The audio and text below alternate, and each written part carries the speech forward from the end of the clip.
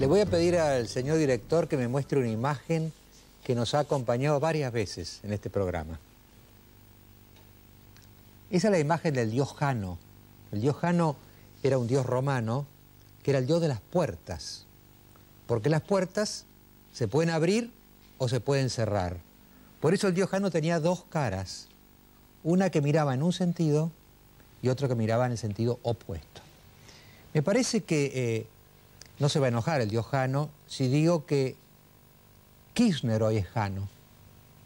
Me parece que tenemos un presidente Jano, porque está mirando hacia dos direcciones opuestas, y el gran dilema de la Argentina hoy es en qué dirección va a ser la definitiva. Ustedes piensan un Jano Kirchner que mira hacia la izquierda, y ahí está Chávez, y produce episodios como el boicot con piqueteros a una empresa por aumentar un precio, en lugar de crear las condiciones de inversiones y oferta que equilibre la demanda y baje auténticamente los precios. Pero también tenemos otro Jano, la otra cara del Kirchner Jano, que mira más hacia, no digo la derecha, hacia un centro izquierda racional, hacia un Lagos, hacia un Lula, hacia un Felipe González, para dar algunos ejemplos.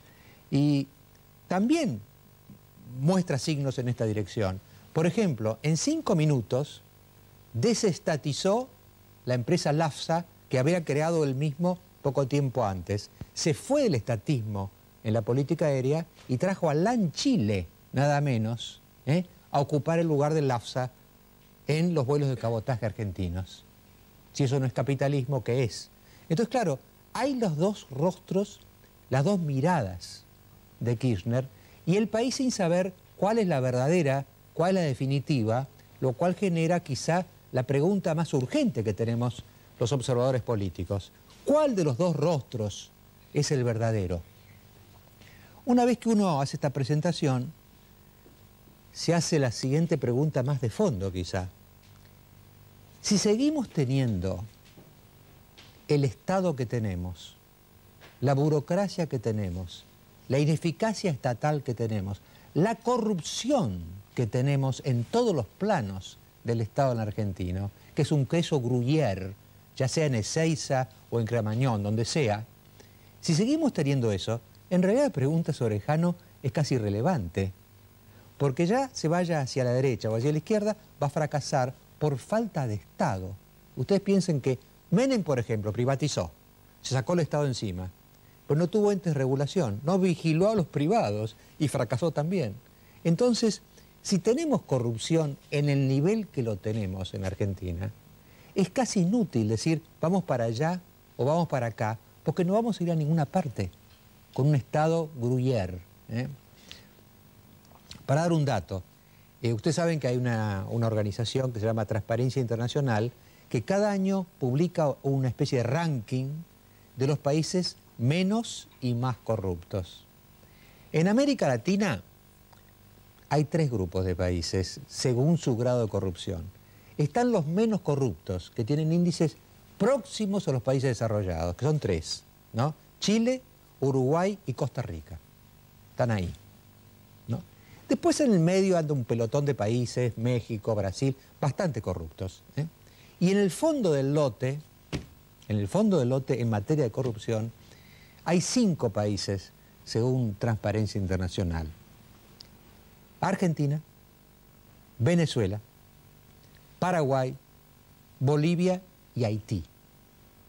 Este es nuestro grado de corrupción. Tomemos conciencia de que estamos en la parte de atrás de América Latina, ya de por sí una región bastante corrupta, en materia de corrupción. Entonces a mí se me ocurría decirles a ustedes, como se dice claramente en la calle que esos días de gran humedad, ¿no? Lo que mata es la humedad, lo que mata es la corrupción. En la Argentina lo que mata, lo que nos está matando como sociedad, es la corrupción. Pero no solamente mata porque para donde mire el Jano Kirchner va a encontrar un Estado perforado tipo queso gruyère y no va a poder hacer lo que quiera hacer, sea bueno o malo lo que quiera hacer, sino que la corrupción mata, no es que lo que mata la corrupción, además la corrupción mata. Es decir, acá hemos tenido muchos muertos por corrupción.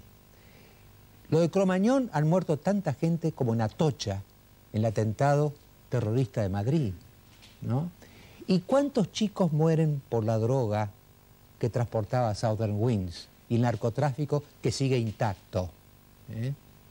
Entonces, ya estamos como, diría, en un estadio más avanzado del análisis de la corrupción. No es que simplemente nos frustra como sociedad, porque hay mucha corrupción en la Argentina, de toda clase, coimas, para todos lados, sino que algunas de esas coimas y algunos de estos casos de corrupción nos hacen pasar de la corrupción incruenta a la corrupción cruenta. La corrupción está matando a nuestros hijos. Ya no es un tema menor cuando uno llega a esta comprobación. Le preparamos un pequeño informe en el cual hacemos una enumeración no exhaustiva, meramente ejemplificativa, de aquellos casos que la corrupción vino en alas de la muerte.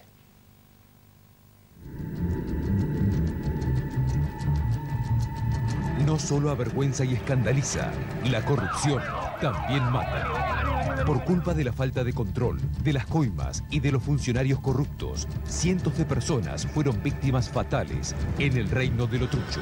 Cromañón no tenía nada en regla, pero igual funcionaba. Y los 194 muertos son la prueba más dolorosa de la corrupción asesina. De nada sirvió el antecedente de 1993, cuando el incendio de la disco Keypiece se llevó la vida de 17 jóvenes. En casi 12 años no cambió nada. A principios de este año, 2 mujeres murieron a causa de unas inyecciones de hierro falsificadas que circulaban por hospitales y farmacias sin que nadie supervise. La misma ausencia de control público es la que ha causado tantas muertes en geriátricos, ascensores, obras en construcción, trenes y en la vía pública. El año pasado, la falta de medidas de seguridad se cobró 14 vidas en la mina de Río Turbio. En un país donde pareciera que las habilitaciones se compran, no resulta extraño que ocurran accidentes, como el que en septiembre de 2002 le costó la vida a 47 pasajeros de una línea de micros trucha de Catamarca. Los derrumbes y la falta de mantenimiento también se cobraron sus víctimas fatales. Basta recordar el balcón que se desplomó en Pinamar y mató a 4 chicos, o la escultura gigante que aplastó a una nena de 6 años en el Paseo de la Infanta. Los grandes escándalos de corrupción vinieron acompañados de muertes dudosas, como el supuesto suicidio de Echegoyen en la aduana, la sospechosa muerte de Cataño del caso IBM Banco Nación, el helicóptero que cayó en el campo de Polo, donde viajaban directivos de fabricaciones militares vinculados a la causa Armas, la caída al vacío de Lourdes Di Natale, el asesinato de Cabezas, el crimen del ex conarpesa Chacho Espinosa, y la dramática explosión del arsenal de Río Tercero. La muerte por corrupción ya es un diagnóstico válido en la Argentina. Hay culpables, pero casi no hay presos. Y hay cientos de muertes injustas que se podrían haber evitado. Solo hacía falta cumplir la ley.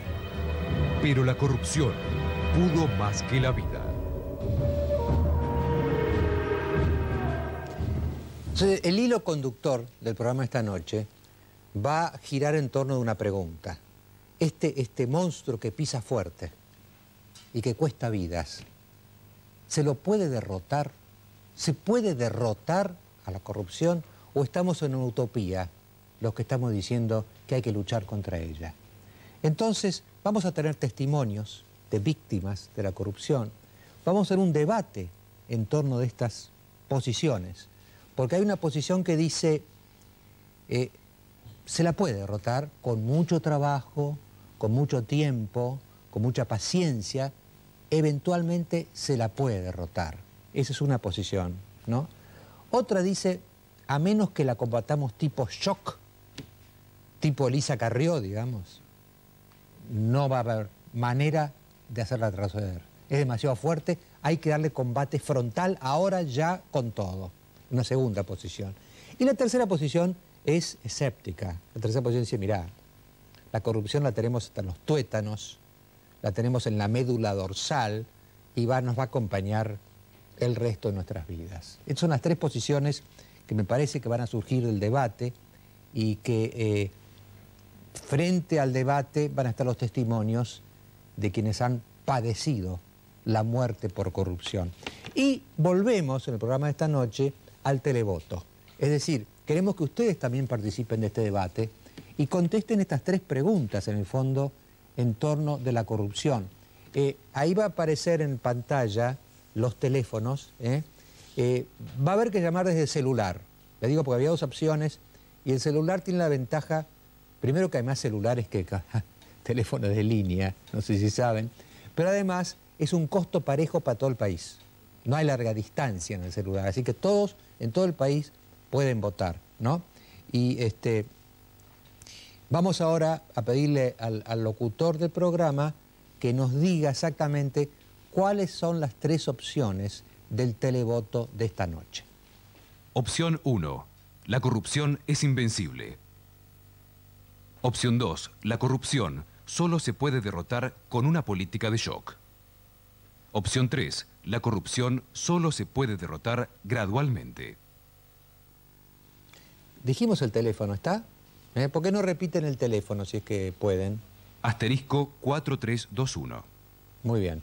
Ahí pueden televotar, así participamos no solamente los que estamos en el programa, sino también ustedes. Por supuesto, al fin del programa vamos a dar el resultado del televoto y voy a dar mis propias conclusiones sobre un tema tan importante, la corrupción que está matando a nuestros hijos.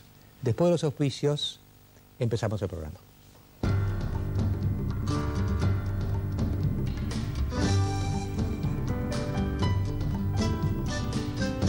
Las siguientes empresas acompañan a Mariano Grondona en Hora Clave. Bueno, por supuesto, solamente podemos traer a algunas personas que han sido víctimas de la corrupción. Una de ellas es Ricardo Righi. Ricardo Righi es padre de Emiliano, un chico de 17 años que murió en Cromañón. Y me impresionó mucho, señor Righi, buenas noches. Buenas noches. Me impresionó mucho, él hizo una carta pública, ¿no es cierto?, que tiene pasajes muy fuertes, y le voy a pedir a nuestro locutor que lea un pasaje de esa carta para entrar en este doloroso tema. Cuando escribo esta carta, miro la foto de mi hijo Emiliano, que tenía 17 años, muerto por la falta de aplicación de normas, corrupción, falta de escrúpulos, negligencia y abandono de persona en el lugar del accidente, en Cromañón. Hoy no puedo explicar lo ocurrido a mis hijos. Hasta hace poco tiempo, yo lo iba a buscar a Emiliano a la salida de la escuela. Teníamos un control casi estricto de sus salidas. Siempre nos decía dónde estaba, a dónde quería ir. Esa cámara de la muerte era su primer recital. Cuando Emiliano terminó 7º grado como abanderado, no lo dejamos ir al viaje de egresados por las cosas que estaban pasando. Ahora me pregunto, ¿por qué? ¿Para qué? Ricardo Righi. Señor Righi, nuevamente buenas noches. Buenas noches. Han pasado algunos meses de esta tragedia y esas preguntas siguen con usted. ¿Usted ha encontrado alguna clave, alguna respuesta, algún camino para responderlas? Mire, yo estaba pensando en lo que, como usted hizo la introducción del programa, sobre las 2 caras, y también es referido a la sociedad. Y también dijo usted lo de Atocha. Acá murieron 2 personas más que en Atocha. Hay una diferencia en la sociedad, en el modo de actuar. Y también una diferencia en lo que respecta a nuestros representantes. El ministro de Relaciones Exteriores estuvo presente. Y en Madrid prácticamente se paralizó, se detuvo todo. Yo digo que la sociedad, realmente no entiendo el motivo o el porqué del mirar para otro lado. ¿Qué más necesitan ver los porteños? Cosas que nos están ocurriendo diariamente, como usted abrió el programa. ¿Qué más necesitan ver? Yo realmente hay cosas que no les puedo explicar a mis chicos y no me las puedo explicar a mí mismo. Acá hay algo muy grave, que han muerto 194 jóvenes. Se han llevado consigo un montón de proyectos inconclusos, terrible dolor en las familias.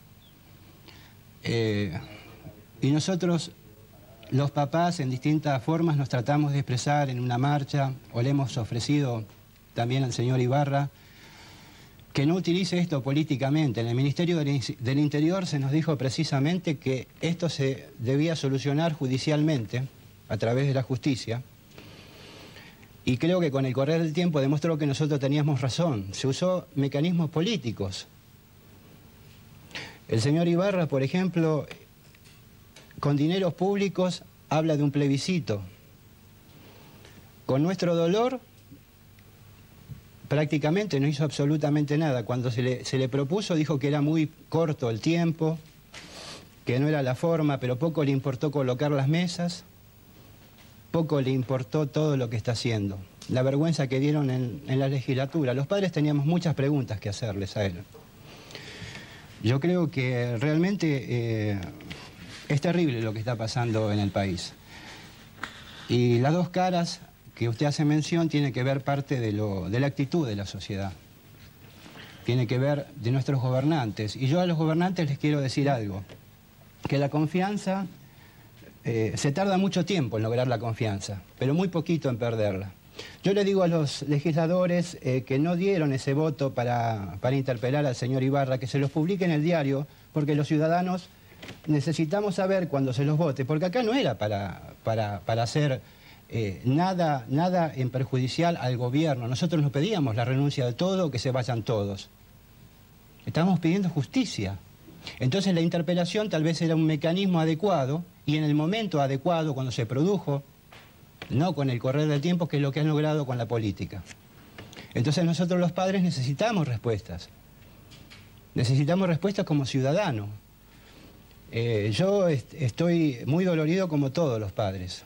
Algunos lo pueden haber asumido de una forma, yo todavía no lo puedo llegar a asumir bien. Me duele mucho lo que dijo la señora, las abuelas de Plaza de Mayo, Carlotto. Desde un organismo que dice defender los derechos humanos, salió explícitamente a hablar en defensa del asesinato, del crimen. Desde un organismo que dice defender los derechos humanos. Hace muy poco tiempo se han reunido con estadounidenses, con Cristina, con varios, madres, no sé qué, por el tema del museo. Yo no quiero un museo para mi hijo. Yo comprendo el dolor de ellos. Pero ¿cómo desde un organismo que dice defender los derechos humanos salió a decir tal aberración? Un golpe de Estado. Usted fíjese la maraña política y la porquería y la suciedad que hay inmersa en todo esto. Entonces la sociedad tiene que tomar conciencia de lo que realmente está pasando. No mirar para allá y mirar para acá. Bueno, les quiero decir que está conmigo esta noche el periodista Gómez Castañón, el Cholo Gómez Castañón, y si te parece bien, Cholo, cuando yo termine mi ronda, vos haces tus preguntas. ¿Te parece bien? Así te vas Me parece bien. Cargando, aunque son preguntas tan difíciles de contestar, ¿no? Son preguntas tan dolorosas. Por ejemplo, Mariana Márquez, que es madre de otra víctima, de Liz Olivera, bueno, sufrió una tragedia. Liz tenía 17 años igual que Emiliano. Y yo, Mariana, le pediría que me hablara un poco de Liz.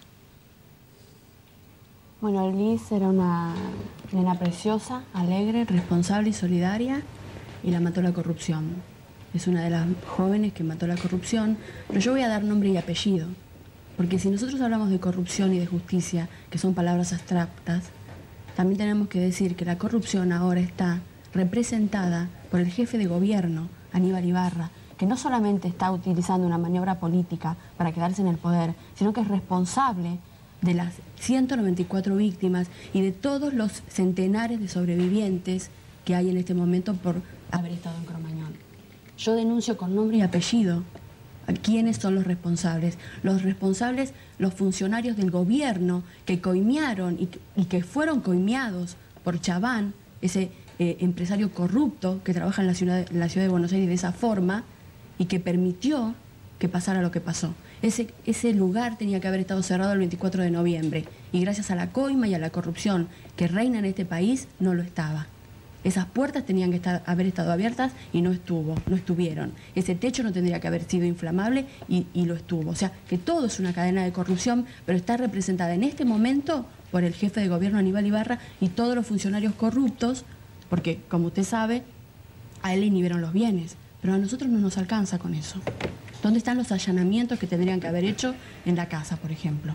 Además, está demostrando que es responsable de la corrupción que hay en su gobierno cuando en esa misma semana se clausuran todos los locales. Entonces, ¿qué más pruebas que esas?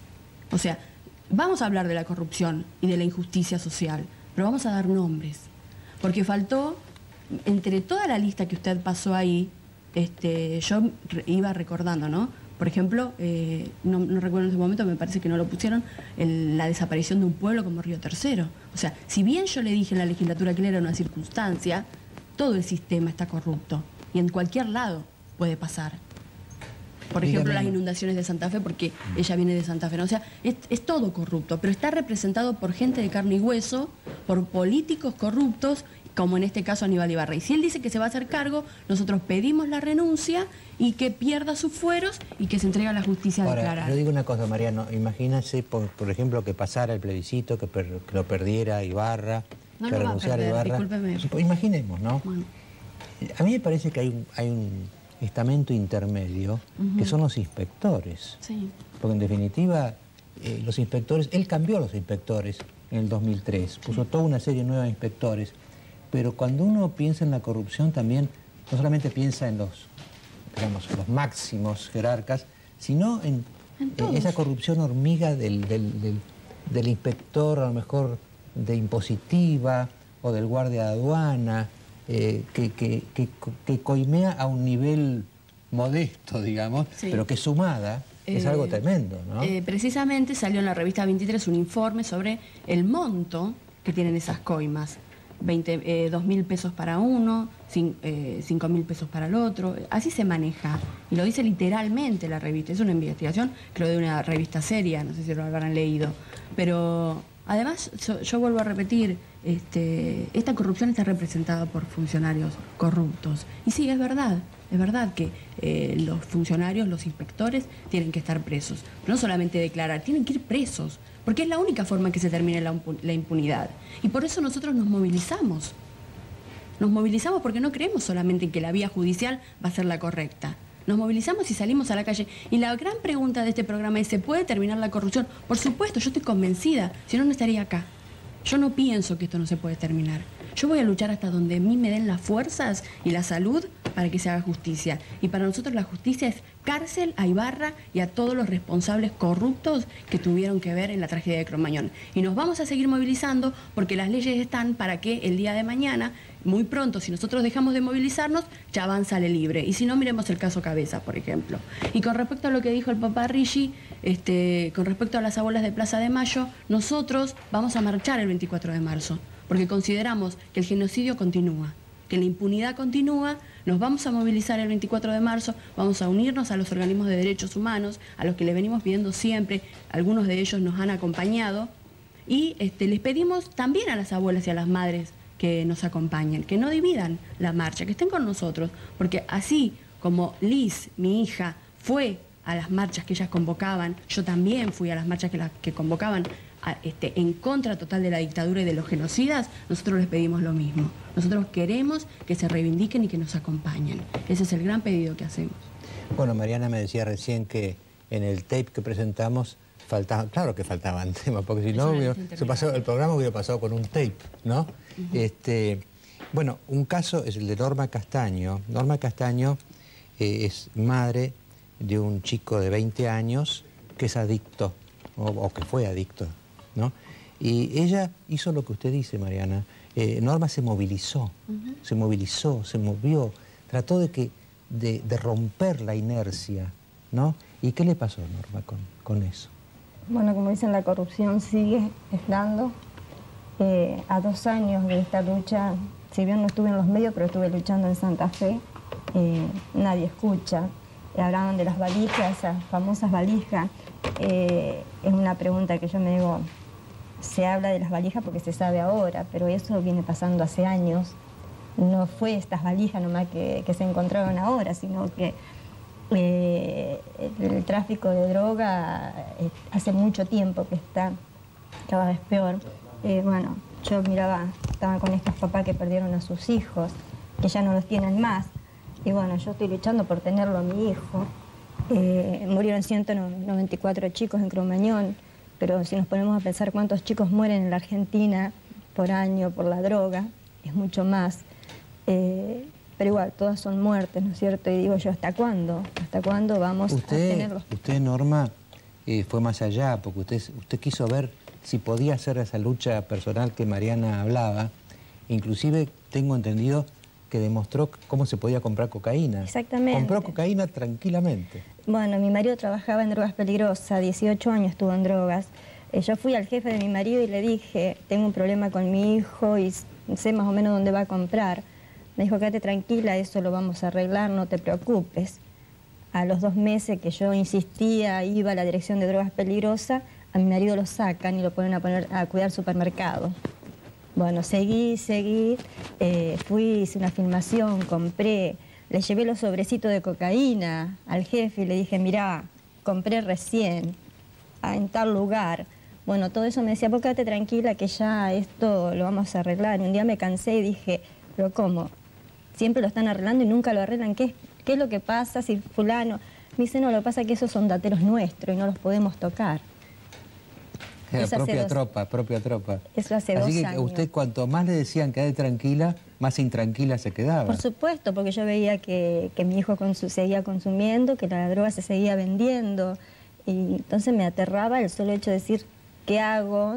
Fui a todos los organismos en Santa Fe, golpeé puertas, como usted dice, se abren y se cierran, porque no hay legislación, porque las granjas son a puertas abiertas, y un chico de 15, 16 años que es adicto puede elegir drogarse o no. Me parece que es terrible.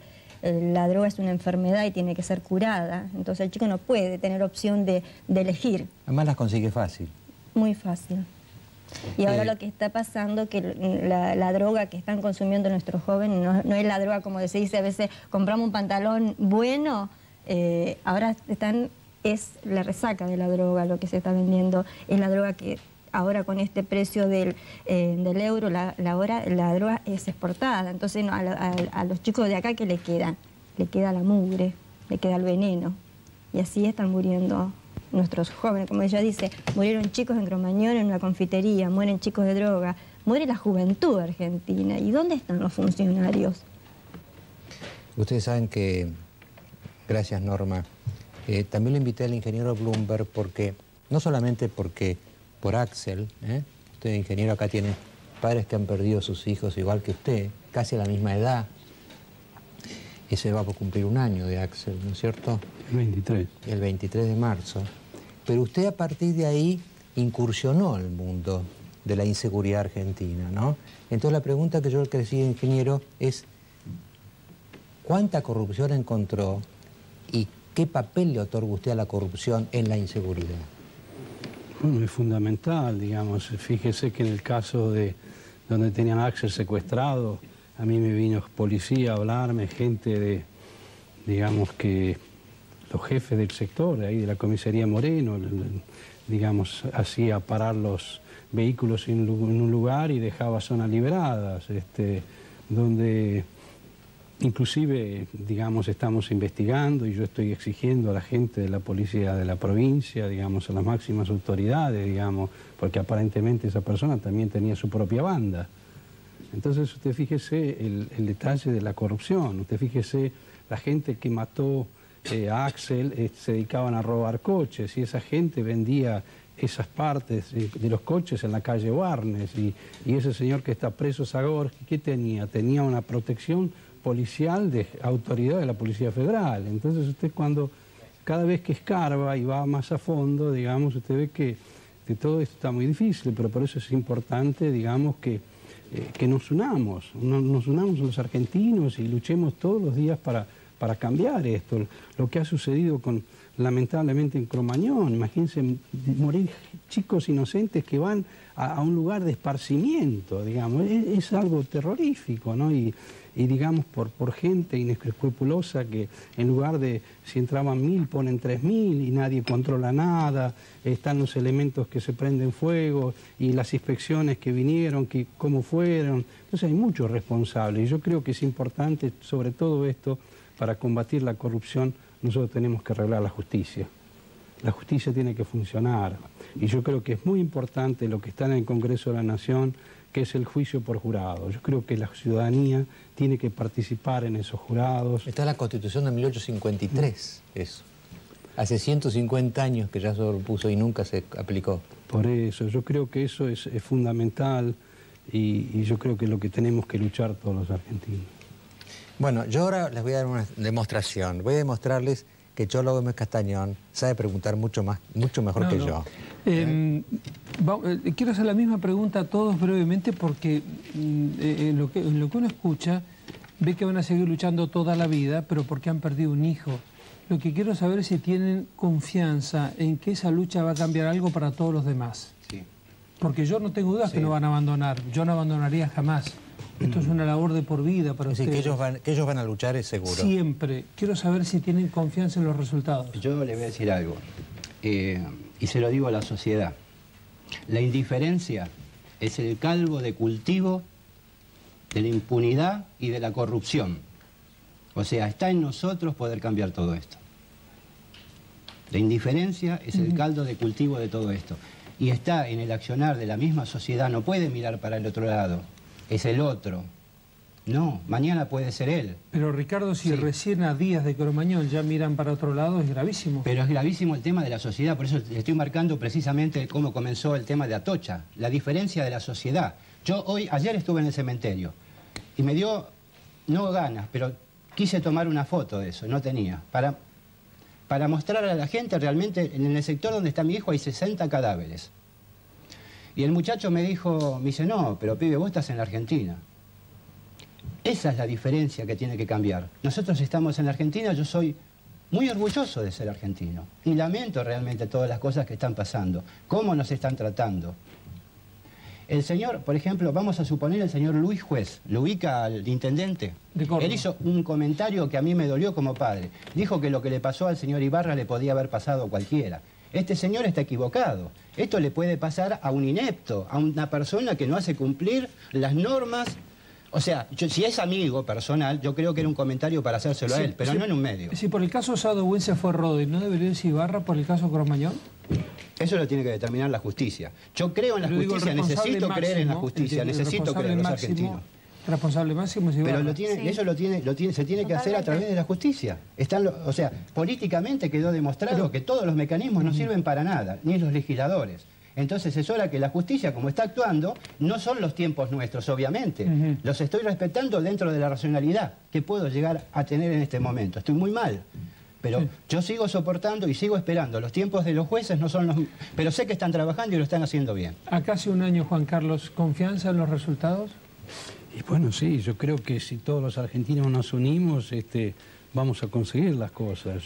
Yo tengo fe porque el acompañamiento de la gente muchas veces está, digamos, y yo creo que lo importante es que tenemos la fuerza del voto, tenemos que reforzar las instituciones, mejorarlas ese día a día, hacer participar a los jóvenes, que los jóvenes se introduzcan en la política y de ahí con sangre nueva ir cambiando todo esto. No hay mayor dolor que ser mamá, ¿no? Porque supongo que los papás sufren igual, pero las mamás tuvieron los chicos dentro, ¿no? ¿Vos luchaste contra la droga o estás luchando contra la droga? Y por lo que yo escucho has logrado poco.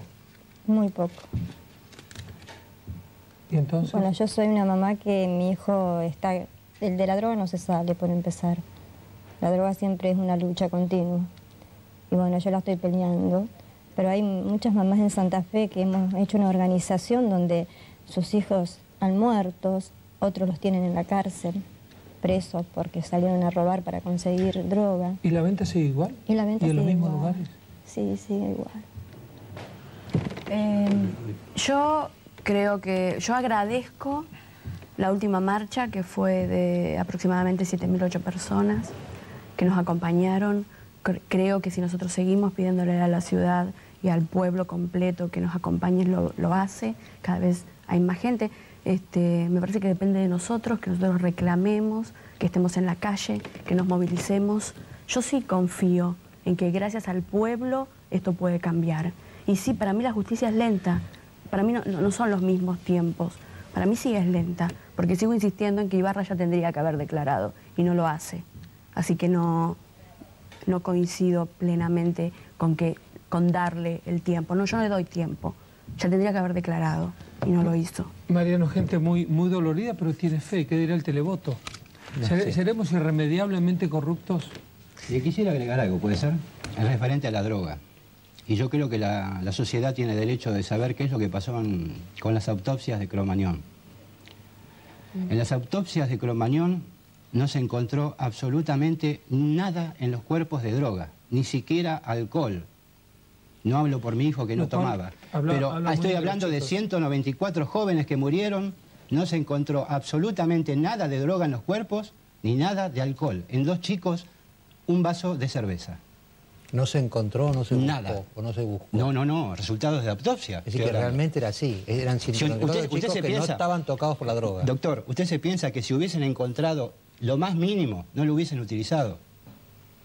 Acá han hecho cosas terribles con nosotros. Terribles, usted no se imagina. Sí, hubo no se imagina. Hubo gente que culpa a los padres, Mariano. No se imagina. Una cosa horrible. Es como si decir, si a tu hijo lo pisa en auto, la culpa es tuya por dejarlo salir a la calle. Claro. Yo supongo que en la calle hay mecanismos que el Estado va a proteger a mi hijo. No puedes prohibir esa información, hablando ¿no? de ese tema, porque, por ejemplo, perdón, es notable pensar que 194 chicos que murieron pueden eran pedir chicos los resultados de autopsia. Puros. Es decir, eran chicos que estaban ahí porque, bueno, querían pasarla bien, pero sin ninguna clase de excesos de ninguna clase, ¿no? Bueno, yo les agradezco muchísimo todos estos testimonios y como decía Gómez Castañón recién, estamos con el tema del televoto, la gente está televotando, y les damos las 3 opciones.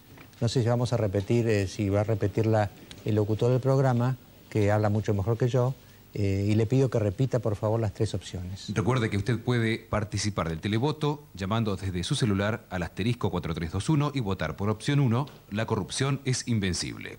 O bien opción 2, la corrupción solo se puede derrotar con una política de shock. Opción 3, la corrupción solo se puede derrotar gradualmente. Bueno, en el próximo bloque vamos a ir al debate. Se van a venir personas muy importantes y muy eminentes a discutir sobre las 3 salidas que tendríamos. Una, resignarnos, mira, es inútil. Como dice Castañón, siguen luchando, pero vendrá un escéptico que diga, mira, esto ya está incorporado al uso nuestro. Otros que digan, no, mira, solamente si la combatimos con shock vamos a poder derrotarla. Y otro dice, mira, hay que poner todo el esfuerzo, pero saber que va a tardar tiempo y necesariamente va a ser gradual. Después del corte, vamos al debate.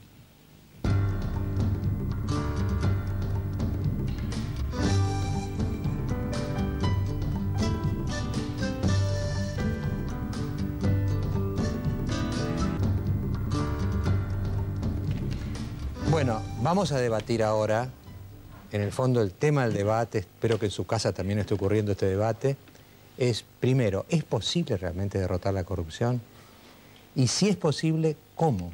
Este sería un poco el tema del debate. Y vamos a hacer una especie de introducción al debate. Saben que Pablo Abeluto, que está acá conmigo, quienes nos escuchan en la radio por la mañana, en Radio 10 los domingos, habrán escuchado siempre en Pablo los informes que él prepara sobre diversos temas, ¿no? Entonces le he pedido, ahora que estrene en televisión, le dije esta mañana por la radio, por lo pronto te me pones corbata. Sí, desde... Cosa que no les he pedido, evidentemente, a todos, ¿no? Entonces, él ha hecho un informe ahora que ya empiezan a asomar opiniones en ese tape que vamos a presentar. Bueno, preséntalo vos. No, la idea fue hacerse algunas preguntas acerca del tema de la corrupción. Las respuestas, precisamente, requieren un largo debate. Algunas de estas preguntas tienen que ver con si hay más corrupción ahora que antes, o si es la misma, o si bajó de nivel. Esa es una de las preguntas. Otras preguntas tienen que ver con, precisamente, cómo se construye una sociedad con la corrupción, conviviendo, oponiéndose, derrotándola. Pero mejor verlo. Muy bien, vamos a escuchar esas opiniones y después vamos a ver con los invitados que tenemos acá al debate de fondo.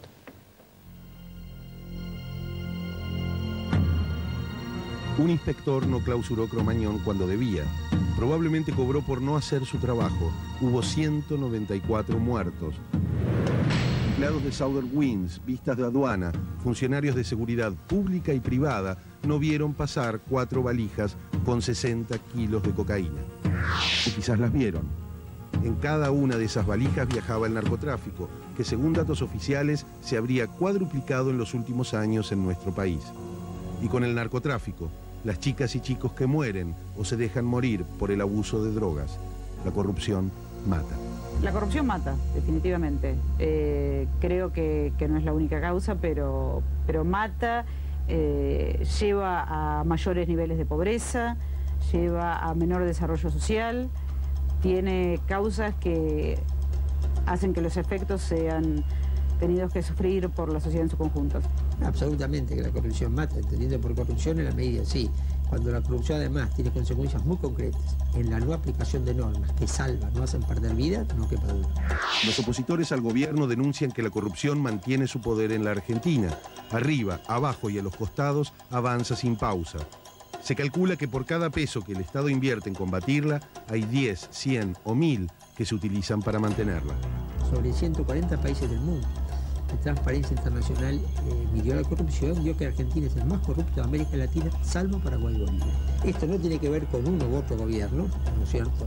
Pero claramente no estamos progresando en este tema. Ha habido, por ejemplo, un debilitamiento de los organismos de control. Es necesario fortalecer la SIGEN y la Auditoría General de la Nación. Fijémonos que el ministerio que mayor gasto público tiene es el de Debido, y la mujer de Debido está en la SIGEN. En su momento denunciamos a Bettini por haber sido lobista de empresas españoles y ahora está como embajadora en España. La corrupción acá sí es transversal. Pasa por el empresariado, pasa por los sindicatos, pasa por todos los estamentos dirigenciales. En definitiva, son un espejo de lo que es la sociedad que está por debajo de eso. Pero no se trata de una cuestión de dinero. La corrupción es siempre más cara y se lleva vidas. ¿Cuántas argentinas y argentinos murieron de corrupción? ¿Cuántos más van a morir este año? Tiene que ser una política de shock, tiene que arrancarse de raíz los enclaves, si no esto se va reproduciendo y un nicho ayuda al otro a tapar los actos de corrupción, así que definitivamente tiene que darse en los 3 poderes, al mismo tiempo con medidas muy fuertes. Un país en el cual los controles no funcionan, en donde el Estado ha prácticamente desaparecido como autoridad que impone reglas y que exige que las normas se cumplan, es lo que en definitiva lleva a este estado de cosas. Algunos sostienen que tenemos que acostumbrarnos a convivir con ella, como un enfermo de cáncer termina por habituarse a su enfermedad. Otros piensan que la situación no da para más y sueñan con un Manipulite argentino. Y existen los que creen que va a ser un trabajo lento, que llevará años, tal vez generaciones. ¿Y usted qué haría con la corrupción nuestra de cada día? Bueno, ya tenemos una especie de muestreo y ahora voy a pedir a Alejandro Sichner, que nos acompaña esta noche, su opinión sobre el tema. Bueno, es un tema difícil, sobre todo cuando en el primer bloque tuvimos casos tan emotivamente significantes, ¿no? Es decir, yo venía pensando el tema de la corrupción en un sentido un poco más abstracto y enfrentarme con personas que han padecido hasta ese punto la consecuencia de la corrupción hace que tienda a suavizar los argumentos. De todas maneras, me parece, yo podría decir 2 cosas, básicamente. Por un lado, que la lucha contra la corrupción no es una lucha moral, es una lucha de poderes y de inteligencias. Es decir, es más bien una cuestión de estrategia que de indignación. Yo creo que es muy frecuente en las bellas almas, podemos decir, hoy en día adoptar el tema de la corrupción como si fuera el tema central de la Argentina cuando no lo es. Me parece que lo que uno le pide a un gobernante no es simplemente que no sea corrupto, le pide que sea capaz de gobernar bien y de tener un criterio poderoso, amplio, de innovación, un futuro concebido para por el cual guiar al país. También podríamos decir que también eso es corrupción. Corrupción es no estar a la altura de la tarea para la cual uno ha sido convocado o para la cual uno se ha propuesto. Es decir, en un gobernante es corrupción andar con pequeñeces y no jugar a lo grande. Porque también eso mata y también eso hace perder el futuro, ¿no? Eso por un lado. Y por otro lado, me parece interesante someter a la mesa esta idea. Hay que observar la vivencia íntima de la corrupción. Es decir, abandonando un poco el planteo de la indignación moral, ponerse en el lugar del corrupto y ver desde ahí cómo se comprende la corrupción. Porque yo creo que cada corrupto, cada persona que hace actos de corrupción tiene una coartada de valores. Por ejemplo, podríamos pensar que algún presidente toleró la corrupción como una cosa que no podía modificarse y la dejó a cargo de ciertos muchachos de su entorno. Otro presidente, por ejemplo, tal vez se movía con un criterio según el cual poder era igual a dinero. Entonces no le parecía corrupción aprovecharse del poder para conseguir dinero. E incluso podía sospechar de la persona que no usara el poder para eso, porque entonces no tenía poder. Otro presidente, podríamos decir, tiene más bien el criterio de que la corrupción es una especie de impuesto revolucionario, que a una empresa no está mal sacarle plata, porque se merecen que le hagan eso y de alguna manera, digamos, ese dinero vuelve a cumplir una función social. El corrupto no es un ser, no es un monstruo, es uno de nosotros. ¿Cómo se articula esa escena en donde el tipo hace lo que no queremos que haga? Creo que sería interesante pensarla desde esa perspectiva. Ricardo Moner Sanz, ¿usted es más gradualista o más shockista? No, yo creo que esto es un tema de shock. Si no pensamos de que hay derrota posible de la corrupción, no hay destino para el ser humano. Esto está tan claro como eso. Recordemos la fecha, 29 de marzo del 96. Recordemos que se firmó una excelente convención sobre la corrupción, convocada por los Estados americanos. Recordemos la fecha, enero del 97. El presidente Menem no la expiden, digamos, no la promulga especialmente, sino que deja pasar el plazo y así queda convalidado una convención sobre la corrupción que, entre otras cosas, Mariano Grondona, no solamente habla de socavar las instituciones como tema central, distorsiona la economía, produce la criminalización y además establece en su radiografía la vinculación con el narcotráfico.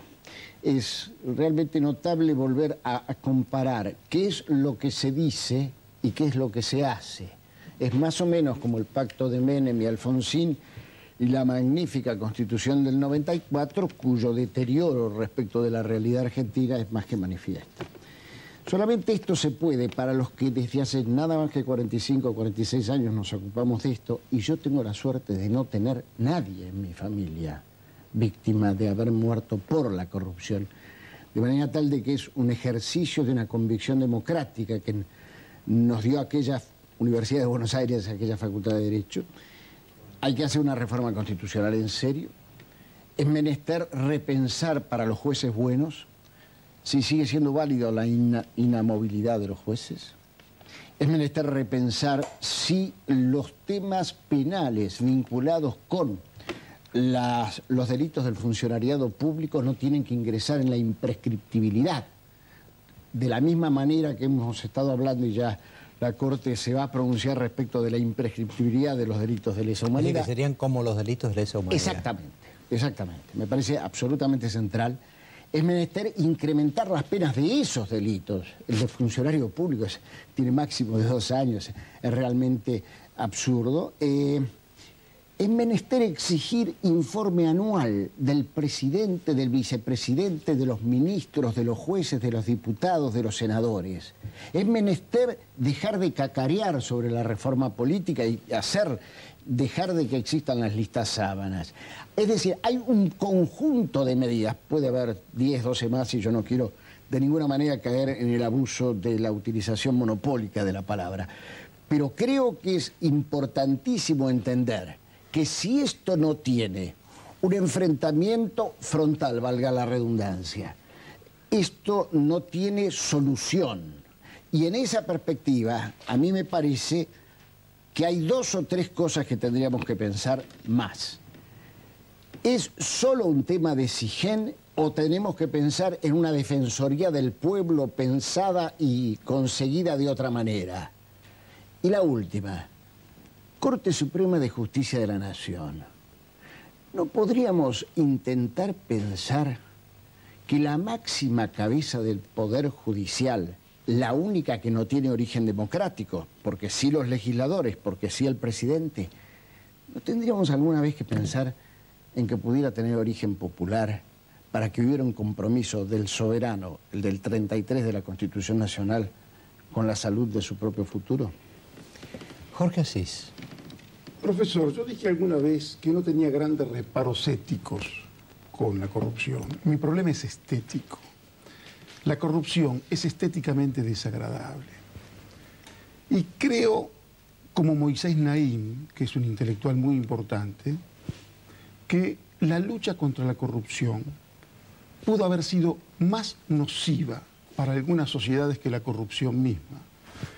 Y yo prefiero hablar de corrupciones, en todo caso, y de casos específicos, porque el tema es tan genérico que no hay otra alternativa que la solidaridad y ponernos de acuerdo. Ahora, ¿cómo, usted habló de Cromañón, por ejemplo. ¿En qué casos, cómo puede ser que la lucha contra la corrupción sea peor aún que la corrupción? Porque, si usted me da un minuto le explico, pero usted habló de Cromañón, y yo no vivo en Kabul. El jefe de gobierno se llama Ibarra, e Ibarra es un emergente de la lucha contra la corrupción, que es una lucha que se da porque, perdón, yo estoy escribiendo un trabajo desde hace tiempo y vengo trabajando el tema de la corrupción, y el tema de la corrupción es un tema que empieza a notarse sobre todo a partir de la caída de la Unión Soviética y a partir de la desaparición de la Guerra Fría, cuando la corrupción pasa a convertirse en una asociación y en una ideología. Porque en tiempos de la Guerra Fría, cada uno de los dictadorzuelos podía más o menos tener algún amparo donde protegerse. En los últimos 15 años se da estos fenómenos y les pido que lo tengan en cuenta. Democracia creciente en casi todos los países emergentes. Revolución mediática y fundamentalmente una explicación al fracaso. La lucha contra la corrupción produce explicaciones excesivamente fáciles y se asiste de pronto a una celebración de la ineptitud y a la persistencia y al surgimiento de determinada gama de personajes que pueden hacer del tema de la corrupción, y aquí me parece coincidir con el amigo Rosichner, que no es de ningún modo la temática principal de la Argentina, porque por supuesto la corrupción mata, pero lo que mata es directamente la ineficiencia, es absolutamente la ineptitud. La Argentina está en este aspecto muy mal hecha y todo es como que hay que rehacerlo. Y lo peor, en este caso le diría, es que se establece una especie de moral que un estudioso argentino que se llama Suárez, al que leí en algún documento preparatorio de lo que tenía que ver con esa convención que citó el panelista anterior, que tiene que ver con una moral de frontera. ¿Qué es una moral de frontera? Esa especie de certeza de decir, esto es inevitable, o como dijo un padre acá que alguien dijo, estamos en la Argentina. Esa moral de frontera que de pronto hace que no tengamos que hablar tanto de la corrupción global, sino de corrupciones. ¿De qué hablamos? De nepotismo, hablamos de retornos. Retornos no precisamente del mito del eterno retorno de Nietzsche, sino de retornos eternos que tienen que ver muchas veces con políticas de subsidios. Hablamos de gastos reservados, que es en todo caso un tipo de corrupción que viene directamente de la Europa, y casi en esto los italianos hicieron una gran punta. Hay casos específicos de corrupciones, incluso para hacer trabajo de corrupciones comparadas y decirles que hay países que aceptablemente pueden crecer con corrupción. Es el caso hoy de China, que está en transparencia internacional en los más altos niveles, es el caso de Rusia, es el caso de la India, es el caso de Tailandia, de países que padecen de pronto este flagelo, que usted lo habrá estudiado ya en la época de Aristóteles, y en cierto modo la historia de la humanidad tiene que ver con una historia por la lucha por la caja. Ahora, democracia creciente, fragmentación, carencia absoluta de todo tipo de proyecto colectivo, sobre todo en la Argentina. Cuando explota solamente la salvación individual, aquel que llega a un espacio de poder llega casi con compromisos sociales. Tiene que ayudar al cuñadito que está sin trabajo, a aquella novia que tuvo en algún momento y está mal, y por supuesto que tiene que ayudarla. Y hay algo que sí que establece esta moral de frontera, esta cosa de saber, estamos todos contra la corrupción, pero hay mucha gente que, como se dice, está en la asociación la ñata contra el vidrio, como dicen en el tango, ver cómo es que se puede meter. Ahora, hay grados de corrupción, hay una corrupción más democrática que ensancha el plato de los participantes e incluso una corrupción que permite comprar también al adversario, lo cual es una manera de asegurarse cierta tranquilidad, y hay una corrupción más elitista, ¿no es cierto? Y de pronto a lo que asistimos, para hablar en concreto que yo prefiero, hablemos de corrupción. ¿Qué quieren que hablemos? ¿Hablemos de la droga en Ezeiza? No creo que eso sea un caso de corrupción. Eso es directamente un acto delictivo, eso es afano, eso es chorro, eso es narcotráfico, y es una cosa infinitamente más seria que creo, y esto no es para tirarle una flor al gobierno, en esto no tiene una responsabilidad directa. Se ponen nerviosos porque entra en juego y se pone en el centro del escenario la política de subsidios, que tiene que ver con esta tesis de Nietzsche, que él estudió mucho mejor que yo, que alude al mito del eterno retorno, de así hablaba Zaratustra. Para hablar de la corrupción actual en la Argentina hay que conocer mucho a Nietzsche, y me parece que acá tenemos la persona indicada. Bueno, vamos a ir a un corte, y después del corte yo lo Gómez Castañón va a demostrar de nuevo que pregunta mejor que yo, y recordamos los términos del televoto. Recuerde que usted puede participar del televoto llamando desde su celular al asterisco 4321 y votar por opción 1, la corrupción es invencible; opción 2, la corrupción solo se puede derrotar con una política de shock; u opción 3, la corrupción solo se puede derrotar gradualmente. Ya volvemos entonces. En UNESCO trabajábamos, no sé qué decía,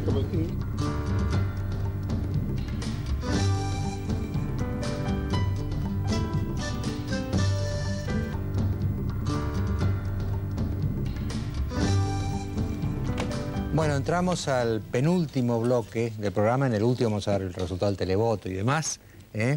Y acá tengo dos periodistas, así que el primero de ellos, que es Yolo, va a hacer su pregunta. Yo escuchaba a Sapsay que dijo, dio a entender que los grandes corruptos vienen de la misma sociedad. Lo que se dice siempre, la cantera, no hablamos de la cantera todavía.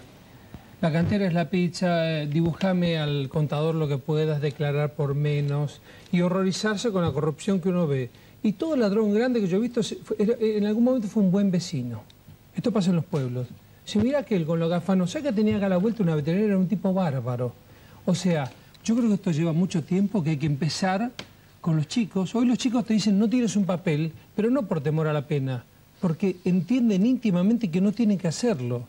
Entonces, más allá de un manual de un buen gobierno, que acá no hay, yo estoy viendo que en Brasil no dejan que los políticos vayan a los carnavales invitados, porque te dan el mejor lugar, un bonus track para el final, una buena comida, se lo prohibieron. El manual del buen gobierno español creo que es más o menos lo mismo. No permiten ofender a la sociedad con el ilustrísimo, el excelentísimo, el vergonzoso desfile de las ministras en reivindicación de una posición de la mujer con trajes de 20.000 pesos nuestros. Entonces, la sociedad, creo que lo dijiste vos, Jorge, dice, acá tengo poco laburo, mala educación. La única manera de tener algo es pegar un buen zarpazo. Entonces, lo que hay que cambiar, creo que es lo de abajo, creo que va a llevar 20 años, pero me gustaría ya que, más cerca de la filosofía o más cerca de lo que sabe Manuel Sanz, digo, ¿no deberíamos empezar hoy con los que tienen 5 o 6 años? ¿Yo? Sí, cualquiera de los que piensan bien. Mira, creo que sí, y es en el fondo una cuestión educativa. No creo que esto sea, te digo, para no generar decepciones, ni política de shock, ni una cosa para terminarlo, creo que la cosa tendrá que ser, en todo caso, muy gradual, porque esto es Discépolo, no Rousseau, ¿entendés? Cuando te habla de moral de frontera, tiene que ver, por supuesto, con esta cuestión. El tema es un poquitito más serio. De pronto, en una novela que yo estoy trabajando ahora, un personaje dice, uno se tiene que corromper para que lo respeten, ¿entendés? Pues lo que me dijo, me acuerdo un sindicalista que no voy a mencionar acá, pero lo dijo en hora clave, lo acusaban de haberse birlado 15.000 pesos. Y me dijo, doctor, ¿usted qué cree que yo por 15.000 pesos me voy a manchar? Está ofendido con lo que le han dado, ¿no? Es decir, a uno respeta si se corrompe, pero de veras. Esto tiene que ver con esa moral de frontera. Claro, sí. Hace 10 o 12 años, recordemos que pasado mañana cumplimos los primeros 10 años en investigación sobre venta ilegal de armas, ¿no? Los decretos que firmaba Menem. Y hace unos 10 o 12 años, en una conversación aquí en Hora Clave, yo dije, llegará un día en que tengamos que tirarnos de los pelos del tema de la corrupción, sobre la corrupción, porque en definitiva esto nos va a encontrar absolutamente desnudos. Y claro, el tema educacional y el tema de plantearse desde aquí también, desde los 5 o 6 años, es imprescindible, pero no es excluyente de la otro intento, porque si le pongo el termómetro a 12 años atrás y conversando con Mariano Grondona acá, lo que hemos avanzado es de un deterioro de esta naturaleza. Entonces... hemos retrocedido. Pero absolutamente. Entonces, cuando yo no consigo que el señor Kirchner levante el secreto de las llamadas leyes secretas, que es una contradicción republicana de que existan leyes secretas, o cuando no se consigue saber por qué diablos Menem autorizó que ingresara de contrabando el barco llamado hasta hace un tiempo barco Casino y que está ahí en el puerto, en Puerto Madero, cuando no se consiguen esas cosas es que uno tiene que repensar todos los organismos encargados de que esta cosa, en vez de ser de un gradualismo donde dentro de 10 años Mariano Grondona, digamos de nuevo que hemos seguido retrocediendo, sea una política frontal. Ahora, yo le quería preguntar a Alejandro Rosichner, o pedirle que profundizara un tema. Vos mencionabas la idea de que el corrupto es un tipo como nosotros. Es un tipo que anda por la calle como nosotros, es un tipo que se formó en esta sociedad y decías, bueno, habría que apostar a meterse en la cabeza de ese hombre, de esa mujer, para ver qué es lo que pasó, qué es lo que fracasó o qué es lo que, como decía Jorge, lo obligó a corromperse para que lo respeten. Yo no quiero decir que seamos todos iguales y tengamos todos la misma tendencia a hacer actos de corrupción ni nada. Lo que quiero decir es que si queremos realmente tomar el tema de la corrupción como un tema para comprenderlo y para lograr desactivarlo, aunque sea parcialmente, tenemos que dejar de vestirnos de seda moral todo el tiempo. Es decir, tratar de entender de qué manera el acto de corrupción internamente es vivido como un acto justificable, porque los corruptos tienen coartadas morales. Incluso lo decía Jorge recién, ¿no? Quienes luchan contra la corrupción muchas veces terminan siendo tremendamente corruptos. Es decir, la anticorrupción es como una especie de truco para acceder al poder. No es una estrategia de marketing electoral. Entonces me parece que habría que meterse un poco más en la experiencia, observarla más en vez de rápidamente desecharla o criticarla. Por otro lado, me interesaría retomar el tema de la educación. A mí me parece un poco absurda la idea de educar en contra de la corrupción, educar a la gente para que no sea corrupta, porque por lo general esto quiere decir hacer gala de buenas intenciones a un extremo pero absolutamente ingenuo. Decirle a los chicos que sean buenos y que está mal robar. Eso es una idiotez, eso no convence a nadie. Nunca jamás nadie fue bueno porque le dijeron que debía ser bueno. Alejandro, yo creo, que la principal diferencia, y ya termino, entre educar para lograr algo distinto o educar para lograr lo mismo, pasa por tratar de sembrar en las nuevas vidas otros caminos de realización. Si una persona tiene la sensación, o tiene más bien la realidad, no solo la sensación, una realidad que lo acompaña para lograr realizarse de una manera distinta y más plena, no va a tener tanta necesidad del camino a la corrupción. Y creo que lo mismo pasa a nivel político general. Es decir, si la Argentina tuviera un proyecto de país o tuviera como una visión de país, tuviera grandes políticos, la corrupción sería un tema menor. Pudiera tener proyectos personales, probablemente sería menos corrupta. Pero quiero decir, yo no dije adiestrar a los chicos de chiquitos diciendo no hay que ser ladrón. Digo, ¿qué pasaba con el tema aquello de 4 o 5 generaciones atrás? ¿Por qué la gente no te lo decían en tu casa no robes? ¿Y por qué salía gente que decía, porque la vergüenza es la herencia mayor que el viejo me dejó? La Argentina actual es la consecuencia de esa Argentina. Bueno. Argentina nunca fue un gran país. Argentina nunca fue un país hipermoral. Si no, no hubiéramos caído donde caímos. Es falso. Eso es una especie de alucinación que nos gusta tener porque queda bien. 100 años atrás había valores que debía ser un desastre Argentina de 100 años atrás si la miramos. Bueno, tampoco estaba alejando con su pesimismo, pero yo creo que el programa se inició en el 89, que es cuando Argentina acentuó su declinación en materia de corrupción. Coincidentemente en vísperas de la caída de la Unión Soviética y la desaparición de la Guerra Fría. Para mí me preocupa una cosa, ¿no? Da un marco político a todo esto que estamos porque hablando. Esta última parte de la conversación va más al fondo del tema y de alguna manera ya no estamos hablando de los corruptos como seres excepcionalmente perversos, sino que estamos hablando de nosotros como sociedad y que de alguna manera salió todo eso, ¿no?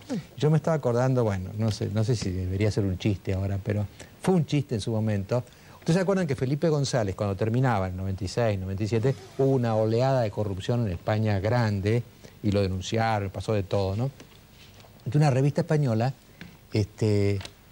había dos conversando y uno le dice, tú sabes, dice, que se ha descubierto que el vicio principal de los españoles ya no es la envidia, sino la corrupción. Y el otro dice, no, estás equivocado. Es la envidia que sentimos por los corruptos. Claro. ¿No? Esta idea de que la cosa está mucho más cerca de lo que parece, ¿no? Tenemos una cosa que dijo Monazás interesante, que lo que se puede hacer mientras tanto. Hay una oficina anticorrupción. ¿Cuántos casos conocen ustedes, aparte del cuñado de Mejide? Me han seguido por detrás en algunos expedientes que yo he avanzado, por ejemplo, en el tema de los peajes y las concesiones viales. Me han acompañado al tema de los sobresueldos en el Poder Ejecutivo. No me han acompañado en el tema de los sobresueldos a los diputados de la Nación. Es decir, las llamadas coimas. Entonces, yo creo que llegó el momento de sacar Oficina Anticorrupción, que es área ejecutiva, y dejarla pensando, en esto podemos discutir un rato, sobre Defensoría del Pueblo en el conjunto de todas estas cuestiones. En un país que tiene tanta producción de corruptos, deberíamos tener todos los días 20 o 30, cada atardecer en casa. Sí. Pero ir a 100.000, creo que fueron los brasileños. Dijeron no, 100.000 no, los 700 principales, empecemos por ahí. Controlemos a los 700 principales, que es más fácil de controlar. Y hay una penitencia social que es una penitencia política. La única presa es la señora María Julia Alzogaray, porque nadie está en condiciones políticamente de representarla. Y me parece que ni lo que es la UCD, ni el gobierno que ella representó, tiene gente que pueda manifestar una cierta solidaridad, le diría, y me parece que no puede ser la política un movimiento políticamente tan maricón como para que la única presa sea la señora María Julia Alzogaray, ¿no? ¿Hay política sin caja aquí en algún lado? Yo creo que no existe. El tema de la caja, digamos, hoy no existe el oficialismo. El gobierno se jacta de decir que no existe la oposición. Lo que no existe es el oficialismo. El oficialismo es la caja. El que maneja la cajita feliz en este país donde se dice que triunfaron los federales y en la Argentina triunfaron los unitarios. No existe el federalismo, es una concatenación de feudos unificados por la chequera del poder central, se maneja directamente desde la caja. Y de pronto, algún gobernador que desprecia olímpicamente al presidente, plantea su reelección para ver si puede acceder a un privilegio de esa caja.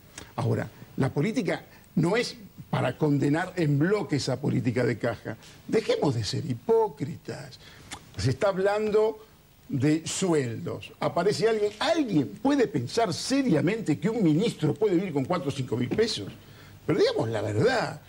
Un hombre que tiene una firma que puede decidir un negocio de 20 millones de dólares, yo puedo pretender que ese hombre gane 4 mil pesos. Pero seamos serios y dejémonos de bromar. Digamos, estos segundos son muy valiosos, profesor, para no hablar en serio. Porque perfectamente podemos engancharnos en el lamento generalizado, ¿no? Lo que había antes, hablábamos un poco de la Argentina, si la Argentina anterior era menos corrupta. Yo, que he vivido un pedazo de la historia argentina, ya a esta altura, era menos corrupta. Yo creo que hace 30 o 40 años la Argentina era menos. Me parece a mí, por lo menos... Pero ¿sabés lo que había? Me parece a mí, que no sé si hay ahora... Había mucha condena social. Vos acuérdate que en los 30 se mató un concejal radical porque había coimeado, se pegó un tiro. Es decir, no se confesaba. Hoy yo pregunto, esto que lo que decía Rosishner, del argumento, que los corruptos tienen argumentos. ¿Hay condena social? Realmente una persona que evade impuestos, una persona que hace arreglos, una persona que gana más que los 3.000 pesos, ¿es condenada socialmente en la Argentina? Yo no quiero caer en la nostalgia, pero hubo un tiempo en que la Argentina registraba en sus diarios los debates legislativos. Hoy la inexistencia de ellos la absorción por decretos de necesidad y urgencia, donde Kirchner está batiendo récords, la delegación legislativa del artículo 76 hace que el Congreso sea un lugar pintado, que todo el poder esté un pedazo en el presidente de la Nación, que de pronto se sorprende con estas cosas del narcotráfico, cuando en el 97 yo demostré cómo podía entrar a la pista de Seiza sin pasar por ningún control, y esto lo planteé en el caso de venta ilegal de armas. Entonces, los que llegan no saben y por eso son brutos, o saben y por eso son otra cosa. Porque ustedes se acuerdan que Taqui, estoy hablando de Taqui en este momento, creó una conciencia en la Argentina de que evadir estaba mal, de que no pagar impuestos estaba mal. Yo no veo un Taqui en materia de corrupción que nos diga esto no se puede hacer, esto no hay que hacerlo. Yo me acuerdo, por ejemplo, cuando yo era chico, pasó con mi abuelo, pero era común. Una vez lo nombraron presidente de la Bolsa de Comercio y vendió todas sus acciones en el acto, porque para que no pensaran, no es que era un santo, es que la sociedad condenaba, había una condena social de cualquier comportamiento. Sí, pero también era una sociedad que caía en el poder militar cada 2 por 3, en asesinatos políticos, era un espanto, no podemos ahora idealizar ese mundo, probablemente también era más estricto y por eso había menos corrupción. Yo prefiero que nos tengamos que ver con el problema de corrupción derivado de nuestra actual libertad y que inventemos algo con esto, a que añoremos una Argentina espantosa como fue la de 30 años atrás. Pero es que perdoname una cosa, Rosichel, tratá de escuchar, yo hablé de 100 años atrás. Bueno, pero ¿desde cuándo 100. Tenemos? Pero espera, yo creo que fue, yo no sé lo que te digo, yo creo que por los 40 o por los 50 comienza todo. Pero escúchame una cosa, Así ¿desde cuándo tenemos voto, de los golpes para acá? Voto popular? Hace 100 años no había voto popular. Bueno, pero llegó ¿Y desde rápido, cuándo tenemos voto femenino? Pero llegó rápido. Bueno, pero entonces estamos hablando de una evolución, no podemos idealizar 100 años atrás, donde las mujeres no votaba nadie. Hay algo en lo que dice Moner Sanz que yo creo que es así. Es decir, en tanto no hay condena judicial para el corrupto, digamos, no, la escala de puede pena, haber condena la social escala de pena del Código Penal es un chiste nacional. Su pregunta, profesor, el cohecho, ¿existe la penitencia social? Existe. Existe la penitencia social. Y cuando yo le digo a usted que, y casi para cerrar lo mío, por lo menos que digo, no tengo reparos éticos, el problema es estético, y robar es feo, ser corrupto es desagradable, es una cuestión de educación, le diría. Hay determinados apellidos que pesan horriblemente. Cuando yo le digo a usted que con un buen manejo de los medios de comunicación, por ejemplo, que tenga que ver en un proyecto así, usted sabe que ninguno quisiera tener un nieto que se avergonzara del propio apellido. Y me parece que eso es porque la penitencia y la condena social existen. Lo que pasa es que no puede ser tanto una especie de acusación a la Bartola, falsas denuncias de morondanga hechas desde cualquier espacio mediático con una impunidad conceptual arrolladora que uno puede denunciar a cualquiera de una manera espectacular y el desmentido sale de pronto en la página 158 abajo. Claro, porque la sospecha de corrupción, ¿no?, al estar generalizada, permite también la acusación infundada. Como digamos, la idea nuestra es corrupto a menos que me demuestre lo contrario. Entonces es fácil en ese clima agarrar a alguien, mostrarlo con el dedo y producirle un daño político a veces irreparable, ¿no? Bueno, desgraciadamente, son las 12:25 de la noche, es una hora ya para irse a dormir, pero esperen 5 minutos porque después del corte vamos a dar el resultado del televoto y las conclusiones. Yo igual les agradezco muchísimo esta participación y después del corte vamos al televoto. Usted puede participar del televoto llamando desde su celular al *4321 y votar por la opción 1, la corrupción es invencible, por la opción 2, la corrupción solo se puede derrotar con una política de shock, o bien por la opción 3, la corrupción solo se puede derrotar gradualmente.